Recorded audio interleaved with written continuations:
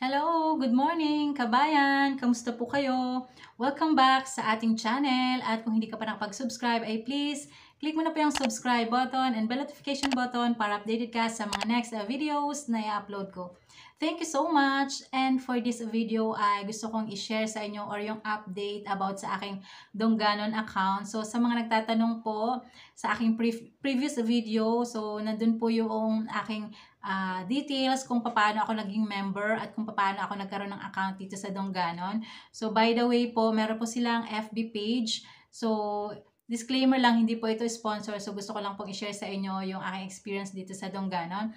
And, sa mga nagtatanong, sa mga nagko-comment sa ating mga kababayan kung meron daw bang Dongganon branch or project dyan sa inyong lugar. So, pwede nyo pong i-check sa kanilang website. So, meron silang FB page dyan, Dongganon Bank. Ayan. So, pwede nyo po dyan i-check sa kanilang website na dongganon.com. So, i-scan nyo na lang po, i-scroll nyo na lang po yung kanilang page para makita nyo yung kanilang website. And pwede rin po kayo magtanong sa kanilang page. At pwede nyo ma-verify kung saan yung lugar ninyo para ma-check nyo po kung meron ng Dongganon dyan sa lugar nyo. And para naman po doon sa humihingi ng update about sa Dongganon account natin. So, ayan. So, bali po ay malapit nang matapos yung aking first loan dito sa Dongganon. So, by the way, dun sa previous video ko nga ay shinare ko kung paano nakapag-loan, kung kailan nakapag-release, ganyan. So, please watch yung video after na ang video na ito. So, ipa-flash ko na lang po sa screen or pagkatapos ng video, pwede nyo pong makita yung link. So, ayun, yung first loan ko nga po is 5,000. So, last June, I think, ganyan. And then, ang first loan nga po is kailangan 6 months mo siyang babayaran. At, ayun, ang aking weekly na hinuhulugan is 293 point something. Kasama na dun yung hulog, yung interest at saka yung insurance.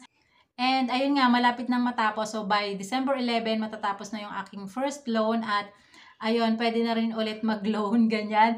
Pero, I decided na siguro next year na lang, by January na lang ako makapag-loan.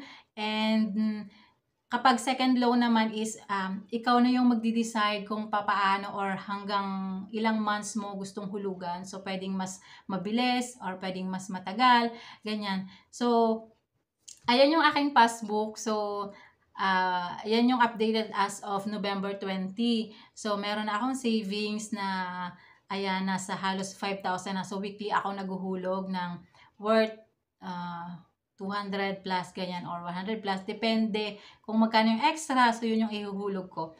So, yun yung aking savings na sa ngayon. So, paunti-unti, kahit gaano man kaliit yung amount na iipon natin. So, as long as consistent, so, lumalaki din siya. At the same time ay habang meron tayong Dongganon account, so naka-insured tayo at pwede rin nating ikuha ng insurance yung ating asawa just in case. So, hindi naman hinihingi, just in case lang may emergency or whatever happens. So, paano ba kuhanan ng insurance yung ating mister? So, kailangan nyo lang pong humingi ng form and kailangan nyo pong fill upan. Meron po kayong pipirmahan doon. And then, kailangan nyo pong i-attach yung ID or marriage contract ninyo ng inyong asawa, and then attach nyo lang po dun sa form, and then ipasa nyo na po doon sa pumupunta sa inyo weekly, so sa inyong collector, ganyan. And then after ilang weeks, so siguro sa akin after 3 weeks, ganyan, or 2 weeks, hindi ko na masyadong matandaan. So, sasabihin naman na approve na yung insurance ng inyong asawa, and then kapag approve na po, so kailangan nyo nang maghulog weekly. So, in my case, ang binabayaran ko is nasa 54 per week. So, ayun, sa amount na 54 pesos is insured na si mister, and at the same time is kayo as a member is insured na rin. And para naman sa ating mga kababayan na merong Dongganon account at presently member ng Dongganon, so please comment below ano po yung experience nyo, ano po yung pwede nyong i-share sa ating mga kababayan at bakit ano yung naitulong sa inyo ng Dongganon. So please share naman po sa ating comment section. So, ayun lang po muna for this video. Thank you so much for watching. At kung hindi ka pa nakapag-subscribe, ay please, click mo na po yung subscribe button and bell notification button para updated ka sa mga next videos na i-upload ko. Thank you so much! Bye!